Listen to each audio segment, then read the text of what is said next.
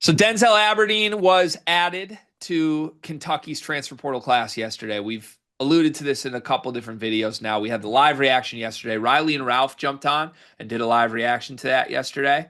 So felt like I wanted to get some thoughts off on the Aberdeen edition, and then want to give you an opportunity to do the same.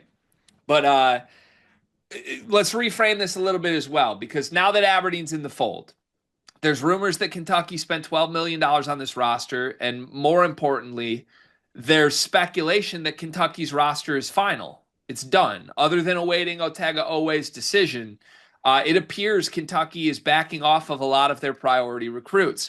Rylan Griffin was supposed to visit Kentucky today. He's canceled that visit. There was the international prospect Haroon Zerno, no longer an option for Kentucky.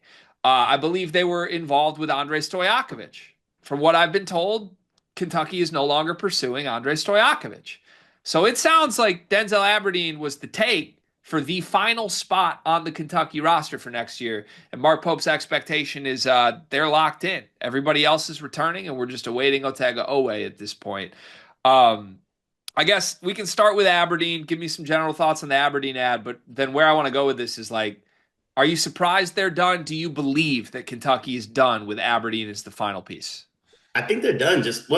Actually, can I say no, they're not done? I think they're done if the roster stays the same. I think they have a decommitment coming that will make them not be done. But I think in Ooh. Kentucky's mind at the moment, they're done. Um, I think they have a very full roster. I think they have some dudes like a Colin Chandler, who I was high on last year, who is not going to play in this upcoming year, most likely. So I think they have some dudes that, maybe you get a late minute portal declaration today. Maybe you get a decommitment. I don't know. But I think as currently stated, they're done. They have a million people on the roster. There's even a world where like Malachi Moreno doesn't play on this team next year when you look at the depth chart a little bit. Like if Quaintance comes back healthy, with Diabate, Brandon Garrison, like where do the minutes for Malachi Moreno come in? Um, in terms of the Aberdeen edition, I don't dislike it, but I'm not like blown away by it either. I agreed with you and Cart, or I think you specifically said this because Cart's pretty high on Aberdeen, but you were like, you alluded to Florida actually coming out of this better by losing Aberdeen because they're going to be able to get a guy that can play the role they wanted Aberdeen to play, and they weren't actually sure if Aberdeen could elevate himself to that role. I don't know if I'm getting Yeah, that. And yeah. I completely agree with that. And I feel like Kentucky is now they're taking Aberdeen and being like, hey, we'll give you the role that Florida was going to, plus the money that Florida wasn't, type of thing. I'm not sure he can play that role. I think Owe, Aberdeen, Quaintance, if he's healthy, good luck scoring on those three dudes. I think Owe, you're talking about like one of the best perimeter defenders in the world, regardless of professional or collegiate level. Quaintance, I alluded to it in a video earlier. He's going to go to the NBA and be a top 10 level defender in the NBA right away. And I think Aberdeen's a very, very high level college defender as well. But in terms of placing the ball in the basket, Owe is the best one of those of that grouping. Jalanlo is really good at scoring as well, but I think they're missing like a lot of offensive juice. I also don't think they have the shooting that Mark Pope teams typically have too. So Aberdeen projects as a good shooter. Like I guess I like that part of the ad most. You nailed my general stance. It's this. I think it's a stretch to expect Aberdeen to be like a 30-minute great starter. Now, the way Mark Pope is building depth on this roster, maybe he doesn't expect to play anybody 30 minutes. Maybe he's going to do the strength in numbers thing. I think it was the Field of 68 guys yesterday that were kind of having the conversation of like, do they have too many good players on this roster?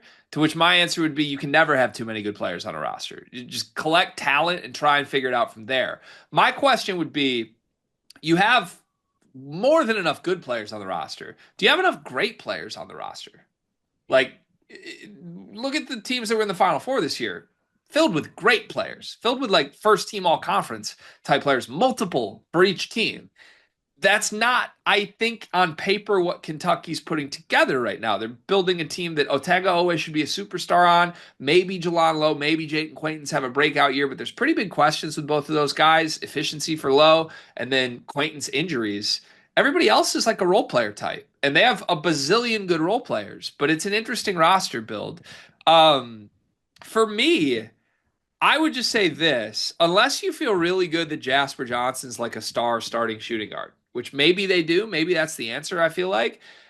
We interrupt this sleepers video to tell you about an offer from Underdog Fantasy. Cart, you love Underdog Fantasy, correct? Of course I do. Can I have a moment real quick? Please.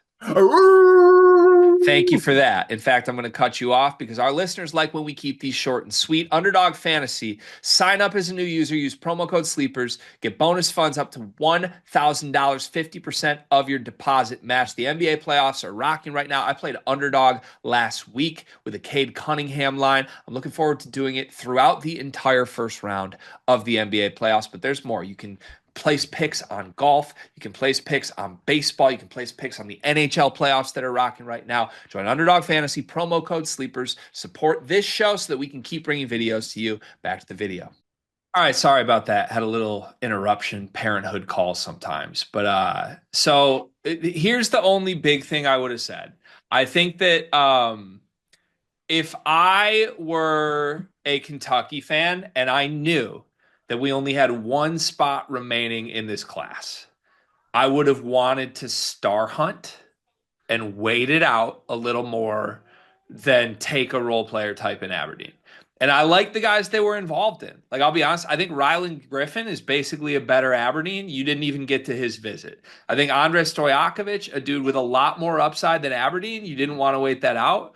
So it's one decision in a series of a bunch of really, really awesome decisions from Mark Pope that's built a really good roster. But it's one decision I think deserves a little criticism if you view it in the lens of this is the final ad.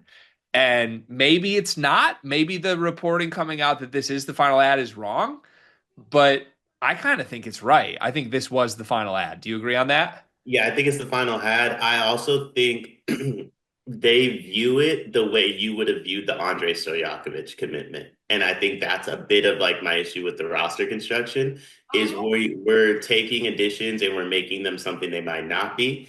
I view this team, I say this, you need an NBA guy to win a championship, right? Walter Clayton became that for Florida. In my opinion, there's four potential NBA guys on this team. One of them's coming off a torn ACL. We have no idea what he's going to provide. Jasper Johnson, Malachi Moreno. Jasper might start at the two. Jasper might only play 12 minutes a game. We don't know what those two's roles are going to be. The fourth one's Otega Owe. He went from being a first round draft pick boards to undrafted in about a month. Yeah. So I struggle to see the vision of like the NBA guys on this roster at the moment. We'll see what Mark Pope does with it, but I struggle to see some of the vision. Yeah, we'll see. I if they are done, it's a pretty awesome transfer class because of how deep it is. Um, but I don't know. Part of me agrees that there's still a little more unexpected attrition left to come. We'll see what happens next.